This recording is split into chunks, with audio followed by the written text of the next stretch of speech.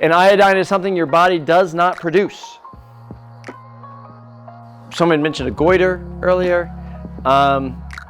Goiters are typically when you don't get enough iodine.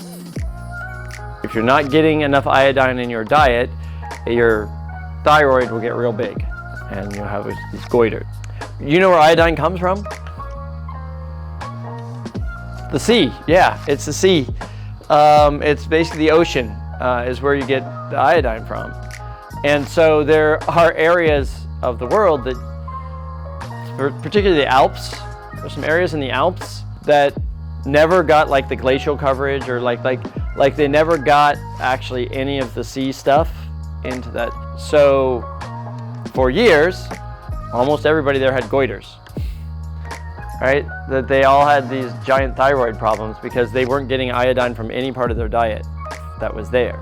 As recently as like the 30s, like 1930s, 1940s, like before people realized that iodine is the problem,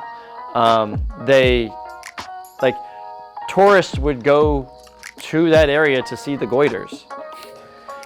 Yeah, like they would actually people would go there to see all the freaks with the goiters, essentially.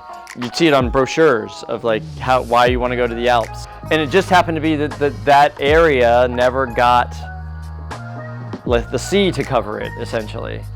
And so it didn't have any of the iodine that was in the soil or right, like that is typically found in a lot of places.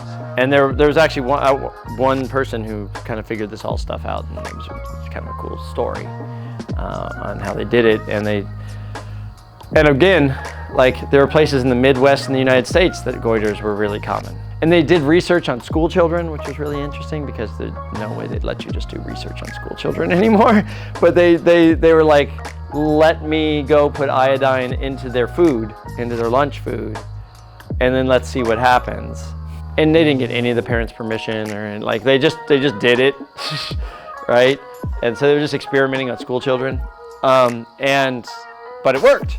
And all the goiter cases went down, and they realized that this really was the problem.